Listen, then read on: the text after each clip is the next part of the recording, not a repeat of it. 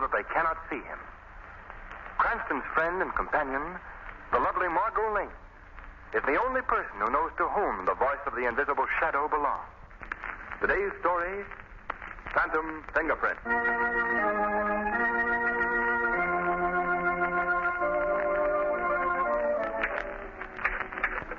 But you must understand, Lord Hawley, I am a woman. No. Let's see. I am a lady. No.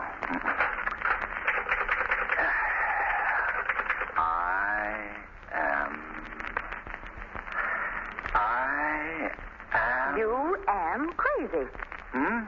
Did you say something, Margot? Oh, Lamont, you're marvelous. Well, what do you mean? You've been sitting at that typewriter for the past 3 hours, mumbling, I am a lady. I am a woman. Well, so you just don't understand how an author must search for the right words. Search? There was a manhunt. Well, now tell me, do you think she should say, I am a woman, or I am a lady? Well, it depends on what she is. Well, she's both.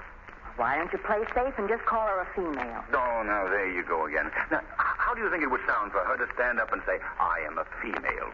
Well, I was only trying to help. Oh. Say, haven't you a date with Commissioner Weston to take him to your rehearsal tonight? Oh, that's so. I did want to rewrite this scene and take along with me, though. Well, then call her a woman and let us go at that. Well, a woman isn't bad. It's very good. Yes. I am a woman. Say, that is good. I am a woman. Sheer genius. I am a woman. Now, come on. Let's get down to police headquarters.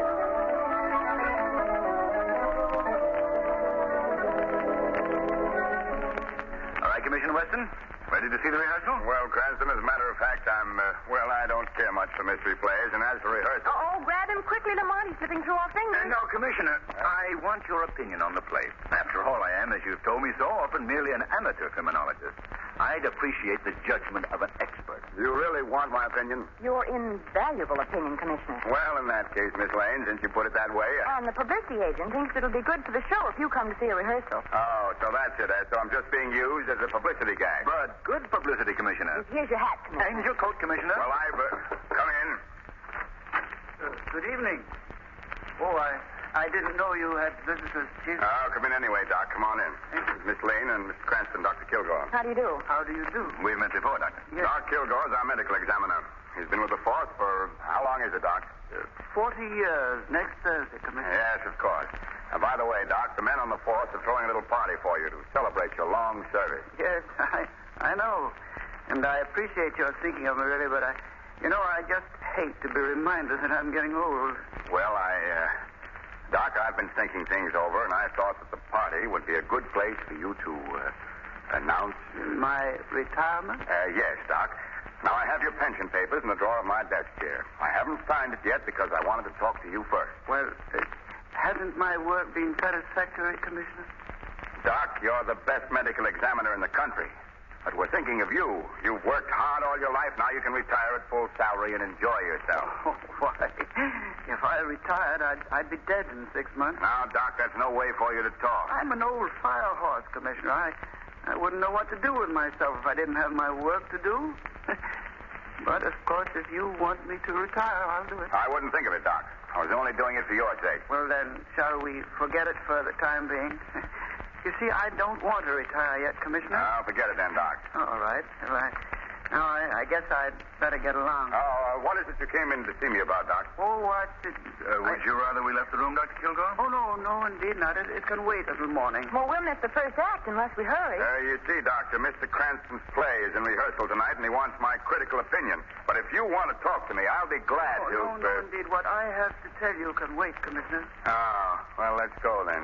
Oh, by the way, Doc, those reports I wanted you to look at are right here on my desk. Yes. Now, you sit right down and go over them. There'll be no one around here to bother you at this time of night.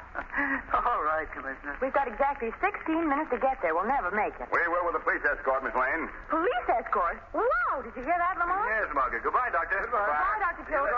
Don't work too hard, No, Doc. I won't. And have a nice time. Thanks, we will. I'm going to work the siren. Oh, well. now to work. Let me see. Where did he say those reports were? No, they're not here. Oh, yes, of course. Here they are on the desk. Now, let me see. Oh, yes, indeed. This is going to be a mighty interesting case. Well, that's odd. I thought I heard something. Hey, who's there? Who's there? I said. I can't see you over there in the dark. Oh, no. No, not you. No, don't look at me that way. No, you could not. I'll call for help. Oh, please, you couldn't. What have I done to you? Oh, please speak to me. Don't just keep looking at me that way. Well, you wouldn't kill me. Well, you couldn't. It's impossible. I'll call for help. This door is locked.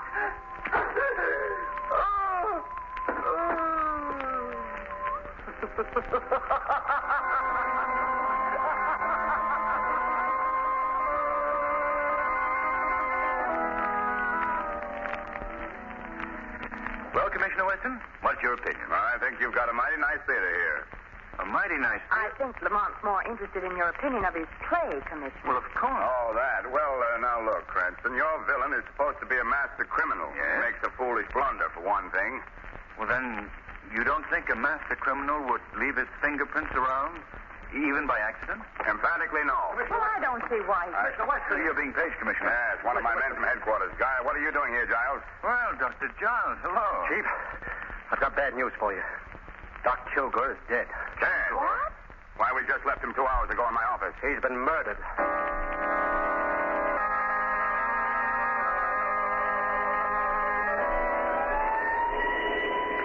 I know how you feel, Giles. I know how we all feel. Who did it? Who would want to kill him? I wish I knew, Giles. Step on it, Murphy. Yes, sir. Dr. Giles, you were Dr. Kilgore's assistant, weren't you? Well, he was more than just my superior. He was the best friend I ever had. He put me through medical school, got me the job as his assistant. Why, he was so good to everyone. Why should anyone want... Come on now, come on. Pull yourself together. Oh, I'll be all right. I'll be all right. Have you had a chance to examine the body? Yes, I have. What did you find? Doc had been stabbed at the base of the skull with a sharp instrument. Yeah? Death resulted almost immediately, Commissioner Weston. Poor old man. At least he never knew what happened. Chief, if it's the last thing I do, I'm going to bring the Doc's murderer to justice.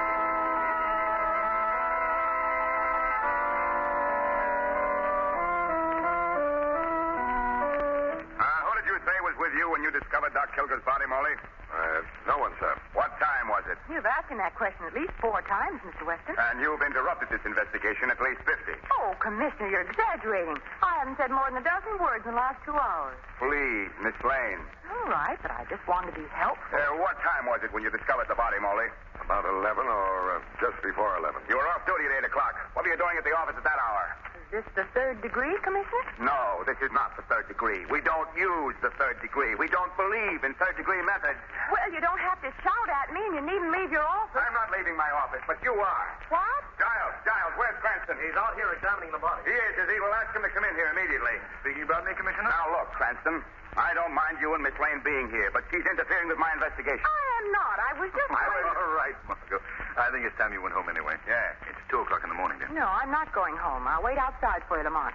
And as for you, Mr. Weston, it wasn't necessary to be so rude. Good night. Rude. Now maybe I can get somewhere. Dr. Giles, tell Commissioner Weston what we've just discovered. Well, it's your idea, Mr. Cranston. You tell him. Well, all right. Commissioner, do you need me any longer? I'd like to go home. Go ahead. But I haven't finished questioning you yet. I'll see you tomorrow morning, Molly. Yes, sir. Good night, sir. Well, what is it, Cranston? Commissioner, do you remember Killer Norvelli? Remember him? I certainly ought to. I sent him to the chair in 1931. That's right. He was a tough customer, all right. Murdered about 5 people with his knives. Commissioner, before he started on his career of crime, he was a knife thrower in vaudeville, is that right? Yes, that's right. Now, what are you driving at? And Dr. Giles tells me he performed the autopsy on him Right, Giles? Yes, I'll never forget. It was the fall of 1931. My first big assignment after Doc Kilgore got me my job in the department. What's the murderer electrocuted 8 years ago got to do with the death of the doctor? I don't know the answer to that, Commissioner. But there's an odd similarity in the murder technique.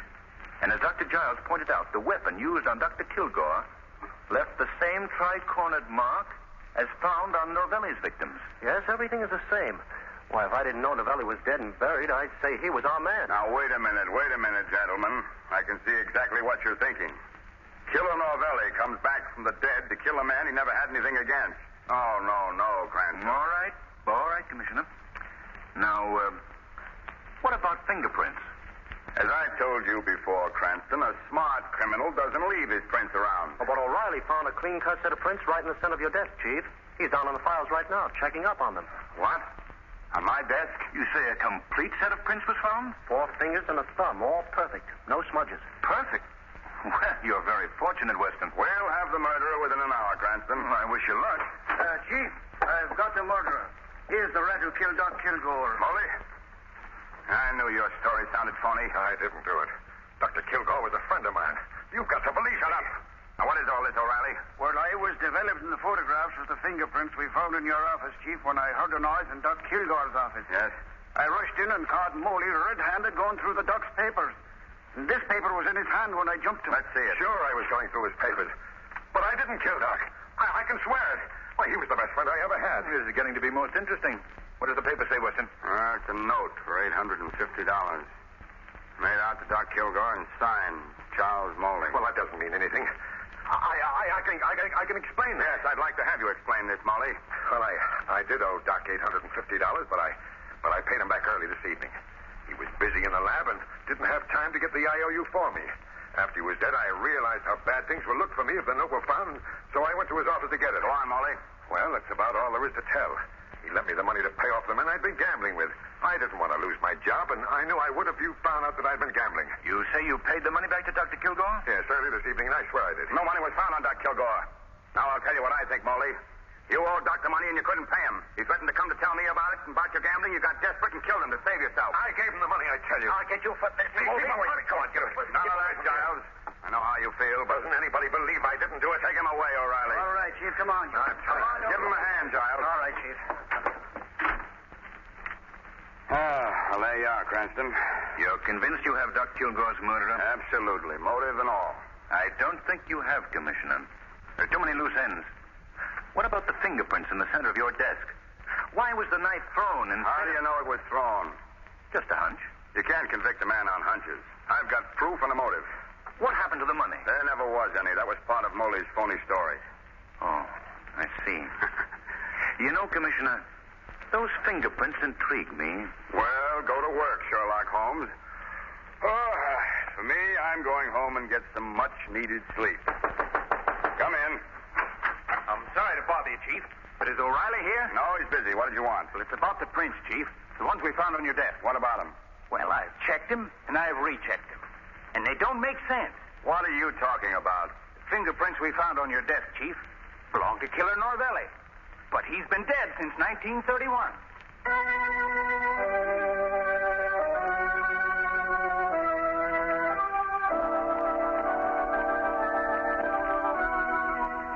Please, Cranston, go away and don't bother me. I'm too busy to spend my time watching vaudeville acts. After all the excitement last night, I had about 2 hours sleep. Look at this desk, piled with mail. I'll never get through it all. You're missing something, Commissioner. There's a woman knife thrower on the bill who's simply terrific. I don't care if she is simply terrific. I can't... Knife thrower. A most interesting woman, Commissioner Weston. Madame Maria Novelli. Killer Norvelli's widow, you know. Ah, Killer Novelli again. Cranston, if I hear that name again, I'll begin throwing things, and it won't be knives. But, Commissioner, don't you think that... Think. I'll... Go away, Miss Lane, please. Cranston, go write another mystery play or anything you want, but don't bother me. I got the murder of Doc Kilgore, and I got a motive, and that's all I need. I hope so, old man. I sincerely hope so for your sake. As for me, I've got a hunch. Come on, Margot. Bye, Commissioner. Goodbye.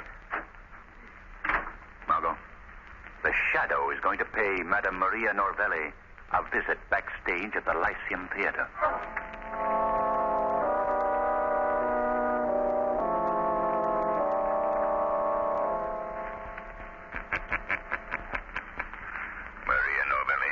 What? Who is there? I can see no one. It is I, the Shadow. You cannot see me, but I can see you. And you must answer my questions. Who are you? What do you want here in Maria Novelli's dressing room? Who murdered Doc Kilgore, Madame Novelli? I don't know what you mean. Is it Killer Novelli? Novelli? No. No, it could not be. He is dead. Novelli was your husband? Yes, but he is dead. Dead, I tell you. That is the truth? That is the truth. He was evil. He killed with the knives, the beautiful knives. I teach him the great art to throw the knives, and he used it to kill. Who else have you taught to throw the knives? Many. But there was one last year I taught him. He was very good. He learned quick. He learned as good as Novelli. I want him to join the act with me, but he... Go on. Go on. He say no. He say he got other reasons. Other uses for the knives. He is evil, too, like Novelli. You aren't lying to me? No, it is true. Everything is true. What is this man's name? His name? Oh, no. That I cannot say. He make me promise not to tell. He say I kill you if you tell. You must tell me his name if I'm to help you. Oh, please. Please do not have that. Quickly, Madame Novelli, his name. All right. I will tell. His name is... Madame Novelli. She's dead.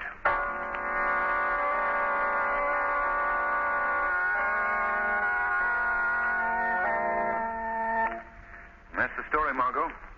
According to Dr. Giles' report, the same weapon that killed Doc Kilgore also killed Madame Novelli. Any fingerprints found this time, Lamont? Oh, yes. The ever-present fingerprints were there. Perfect set as usual. And, of course, they belonged to our friend, the late Killer Novelli. But how could a dead man go around killing people? He couldn't, Margot. That's just it. The murderer is merely using a very clever device to throw the police off his trail. Yet the fingerprints do match, Lamont. Yes, confound it. That's the confusing part of this whole thing. If I knew how the murderer performed this neat little trick, I'd know better where to look for him. Well, darling, at least you were smarter than Commissioner Weston. He thought Moley was the guilty party. Yeah. Old boy was a bit upset that the killer should have struck again and Moley safely guarded miles away under lock and key. Still, I can't be too hard on Weston. My record hasn't been too good on this case either. Well, I know maybe Killer Novelli is alive. Maybe he's the man we're after all. Oh, I know that mood of yours when I hear it. Come on, Chief. You and I are going out for a nice brisk walk. Oh, it's getting pretty late, Margot. Besides, No, I won't take no for an answer. Now, come on. Here's my right. hat and my gloves and... Oh, dear, look at them. Just look at them. Look at what? Oh, your gloves. What's the matter with them? Well, they're ruined, that's all. Ruined. I just got them back from the cleaners, and they washed them instead of dry cleaning them. Now, look. Yeah. They've ripped. Of course they've ripped. All the oil's been washed out of the leather. If they had any sense, Hey, they'd wait a minute, know. Margot. Oil, leather, preserved. Margot, if the oil was still in the leather, the preserving oil, they'd still be good. The gloves, I mean. Lamont, sometimes I That's it, think... Margot. Of course that's it. You've just given me the one link I need to solve the case. But how? I don't understand what Remember I told you if I knew how the murderer performed his trick, I'd know where to look for him? Yes, but what... Well, Margot, right now the Shadow has to make a call on a gentleman in a dissecting laboratory.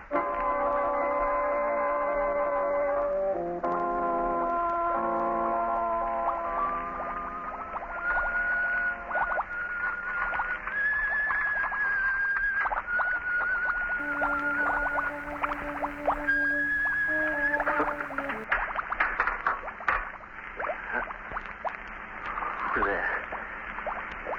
Who's there? Answer me or I'll...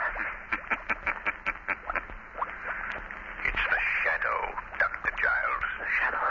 So sorry to interrupt your labors, but I must ask you to give me a very unusual pair of gloves you possess. What? Where are you? I can't see you. No. Unfortunately, you can't see the Shadow. I asked you for the gloves. No. What do you mean? You can't know anything about me. I know this, Giles. That only you and Dr. Kilgore would have been able to get the fingerprints of Killer Novelli after he was electrocuted. And with Dr. Kilgore dead, it was pretty obvious who the murderer was. You know a little too much, Shadow. I have a knife in my hand. I can't see it, but I can hear you. Why don't you throw your knives? Yes, Shadow. There.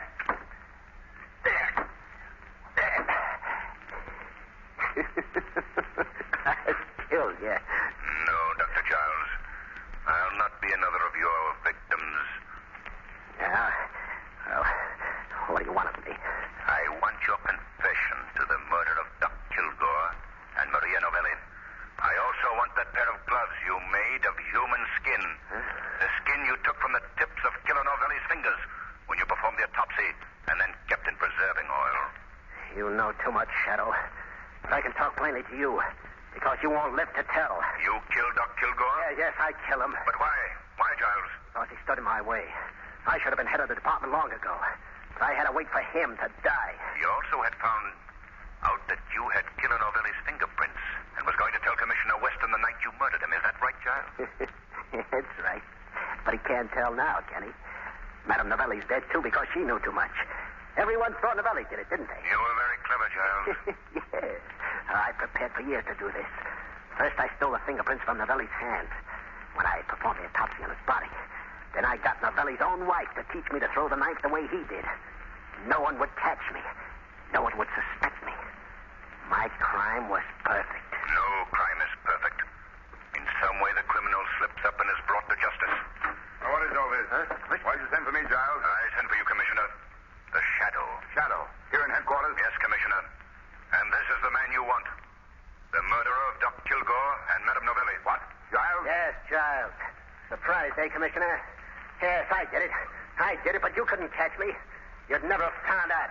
And now that you have, you're not going to take me alive. Not alive, you hear me? Listen, stop him. Stop him. Giles, drop that knife!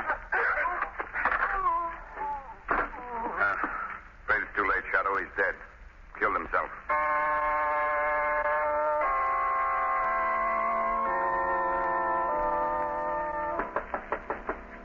Come in. Hello, Commissioner. Remember us? Huh? Oh, hello, Miss Lane. Cranston. I'm busy. Sit down. Say, Commissioner, I wanted to see you this morning because I have another idea about the Kilgore case. What? Hey, wait a minute. Don't you read the papers? The papers? I broke the case wide open last night. It was Giles. I knew it all the time. Giles? Yeah? Well, what do you know about that? Giles? Well. Do tell us, Commissioner, why did Giles do it? Go out and buy yourself a paper, Cranston. I'm sorry. I've got a luncheon date with the mayor, and I'm late now. You know, Commissioner Weston will actually get to hate you if you tease him too much. Did you notice, Margot? He didn't give the Shadow any credit for the solution of the crime whatsoever. I broke the case last night, Cranston. Oh, but Lamont, that was a horrible case. How could Giles kill the man who was his best friend, who helped him through school, got him his job here? How could he? Well, Margot, Giles was obviously suffering from a persecution complex. He imagined the world was against him. He thought his friends were his enemies. But his twisted brain was a brilliant one. He was devilishly clever. But he paid for his crimes as all criminals do, eventually. Say, that isn't bad. What? That line. I can use that in my second act. You mean just before the heroine says, I am a woman? Yes. No. Oh, Margot.